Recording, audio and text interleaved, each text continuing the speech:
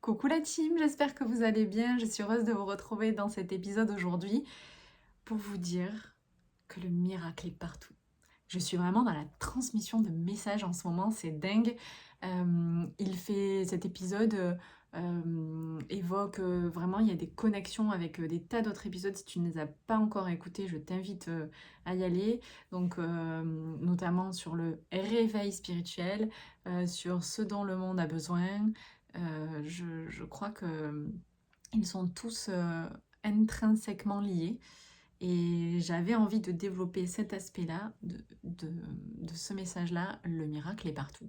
Parce que j'ai expliqué dans l'épisode Réveil spirituel que je suis comme reconnectée à moi-même, notamment par le fait d'être reconnectée à quelque chose de plus grand, et donc que tu l'appelles comme tu veux, Dieu, l'univers, la vie, vraiment comme tu veux. Et en fait,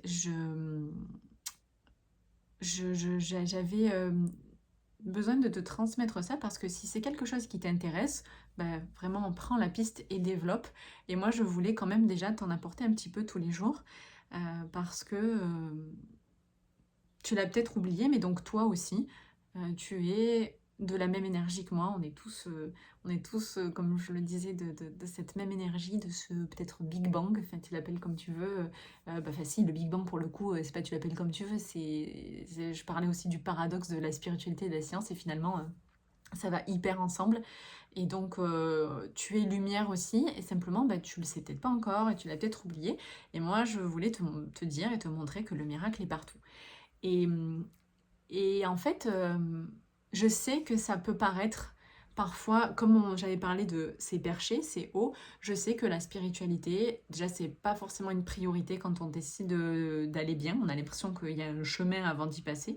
Et en fait, bien souvent, quand on commence par la spiritualité, quand on s'en remet à quelque chose de plus grand, ça nous accélère, ça devient l'autoroute du bien-être.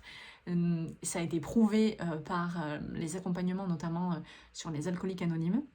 C'est une méthode qui fonctionne de dingue pour sortir de la dépendance, donc de l'alcool, mais pas que, parce que c'est le même protocole utilisé pour les narcotiques anonymes et pour bon, les clubs qui se sont ouverts pour vaincre la dépendance affective.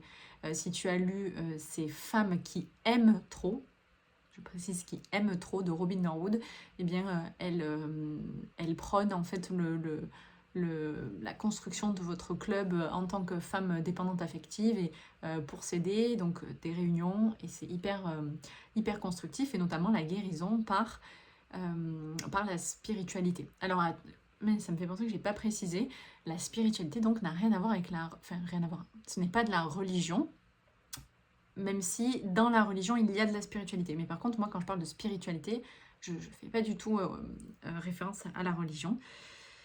Et donc en fait, ben voilà, on te dit, bon, ben, ça marche comme ça, la spiritualité, c'est très simple, il faut juste croire. Alors ben déjà, ce qui est très simple devient très compliqué, parce que pour certains, croire en ce qu'on ne voit pas, c'est pas facile, juste croire, même, ils n'arrivent même pas à croire en eux-mêmes, dans les gens, donc c'est pas facile, ce qu'on ne voit pas. Et ensuite, c'est croire en plus grand, ça demande aussi beaucoup d'humilité. Et puis, c'est finalement là où on tombe vite dans un piège, et en plus où on peut être déçu et se déconnecter, se dire oui, ok, bon, ben alors, spiritualité, gratitude, qui doit sonner juste et pas fausse, pas dire oh merci, merci pour ça, et puis en fait pas le penser. Vraiment les intentions que tu mets pour aller bien. Et ensuite, gratitude et donc abondance. Alors, en plus, on a ce raccourci de abondance égale argent, alors que pas du tout. Parce que tu peux être en abondance de santé, en abondance d'amis, en abondance... ouais, l'abondance. Et justement, c'est ce que je voulais te dire, c'est que finalement, l'abondance, elle est partout. Et en fait, le miracle est partout. Et on a tendance à l'oublier. Et en fait, moi, dans ma nouvelle routine, dans cette nouvelle connexion, je me rends compte que le travail est à faire, et je le mets en place, et en fait c'est quelque chose de très simple que je décide, enfin, qui est attendu finalement de l'univers et que je décide de mettre en place. Et finalement, en effet, ben, je suis dans une simplicité de dingue, et je suis très contente pour ça. J'ai dû interrompre l'enregistrement parce que On a failli assister à un gag, mon tabouret était en train de se casser la figure. Donc j'ai failli filmer ça, mais j'ai senti venir le truc, je suis un petit peu déçue parce que je l'adore. Bon, c'est pas grave. Je reprends et je disais donc que j'ai décidé de cultiver en fait cette abondance pour me couper de l'énergie du manque et l'énergie de la peur pour décider de me connecter à l'amour. Donc voici le guide en fait, vraiment de choisir l'amour et que l'amour est toujours la solution. Et en fait de cultiver ma gratitude, cultiver l'abondance et en fait me rendre compte que j'avais déjà tout, que je suis tout, que j'ai tout. Et, et voilà, c'est vraiment d'une simplicité déconcertante en fait. Pour moi, c'est ça. C'est si je devais résumer, ma vie, je sais pas si vous avez la ref. Non, je disais, si je devais résumer la spiritualité, c'est vraiment barbare, hein, mais bon, c'est croire en ce qu'on ne voit pas. C'est se rendre compte qu'il y a quelque chose de plus grand, enfin s'en rappeler parce qu'en fait ça a toujours été là, se reconnecter à ça, c'est remercier. Et puis répéter parce que je crois que justement le monde tend à ce qu'on se déconnecte et en fait en se répétant, et d'où les affirmations positives, on arrive à se reconnecter, à se remettre dans cette voie-là.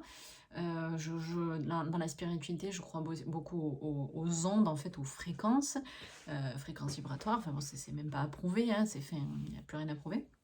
Donc voilà, je crois en tout ça. Et en fait, comment on se le rappelle, tout ça, tous les jours? Eh bien, c'est en cultivant sa gratitude et en donnant, donc, voilà, en se faisant soit des phrases de merci, donc des phrases de gratitude, ou là, c'est pour ça que malheureusement, il peut y avoir des, des- des incompréhensions, parce qu'on peut parler de bénédiction ou de prière, et c'est pour ça que ça a vraiment des connotations religieuses, alors que ça peut ne pas l'être du tout. Et donc, par exemple, quand tu me dis merci l'univers ou merci la vie, ça veut pas dire que tu crois forcément en Dieu, tu vois, tu as le droit de croire en ce que tu veux. Mais en tout cas, moi j'ai décidé de croire en la vie, ça c'est sûr, et en quelque chose de plus grand. Et comme je le disais dans l'autre épisode, ça m'est revenu. C'est un peu comme si la lumière s'était rallumée. Euh, et donc, j'ai décidé de cultiver ça et de voir les bénédictions et de voir les miracles de la vie tous les jours. Et en fait, là où sur le papier, ça me gêne un peu, c'est que, et c'est là où est le problème, c'est que voir les miracles, les gros, c'est facile. Ah bah c'est sûr, hein, quand, je sais pas, tu dis une bêtise, tu gagnes une voiture, ou ah c'est sûr, t'as un toit sur la tête et tout ça. Tu vois ce genre de bénédictions qui sont un peu grosses, où t'as gagné un voyage, mais là, je suis que dans le gain là.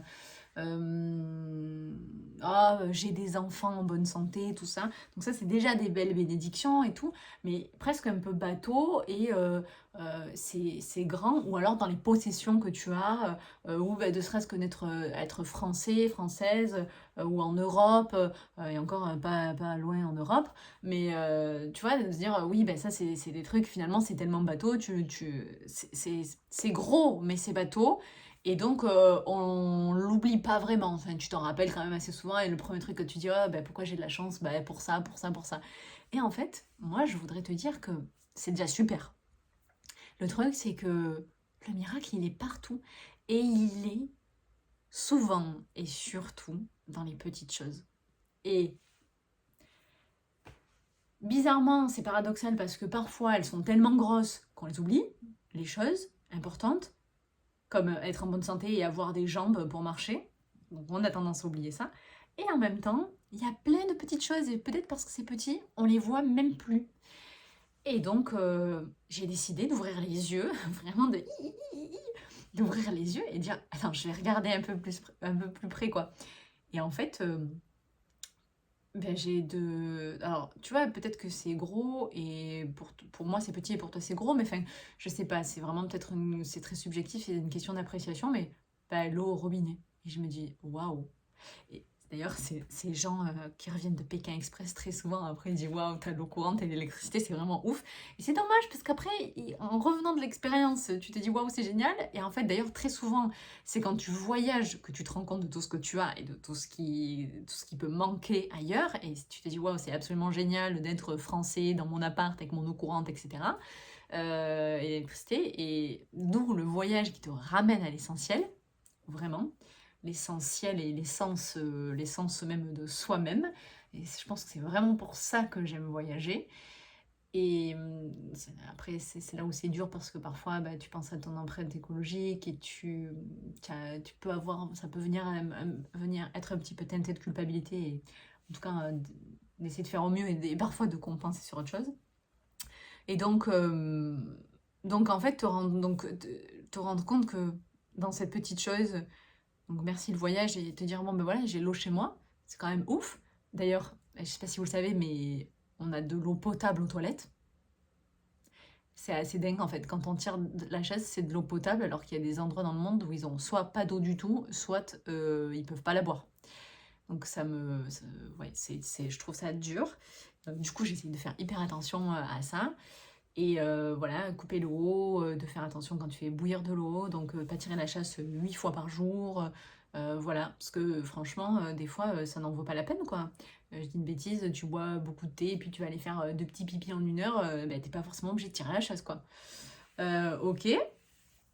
Donc, je te donne d'autres exemples de petites choses qu'on oublie de voir. Bah, par exemple, la dernière fois, je vais chercher un colis et il était déjà là. Et j'étais même pas sûre, je suis même allée avant, je me suis dit waouh, ben, trop cool, il est là.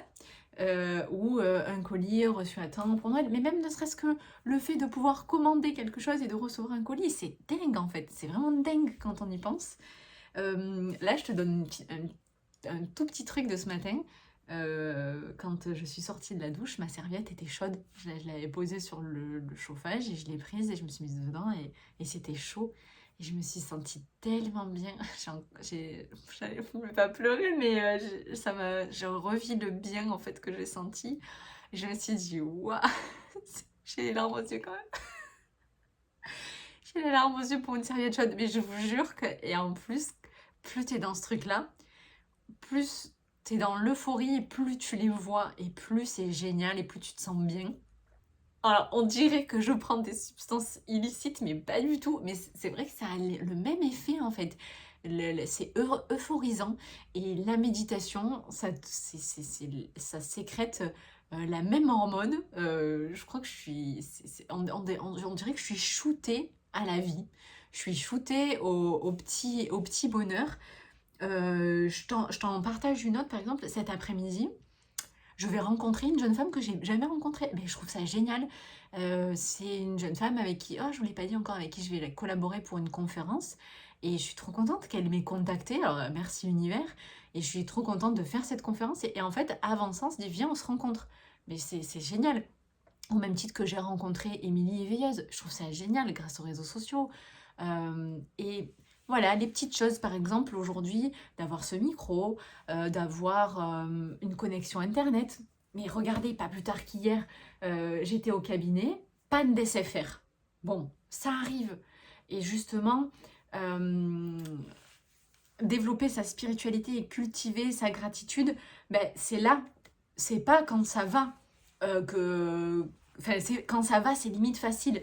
C'est dans des moments où ça vient te challenger, genre il n'y a plus de réseau, où tu as une queue de 10 mètres à faire quelque part, où là tu dois te dire, être dans ta bienveillance, être dans ta gratitude et te dire que ben c'est ok.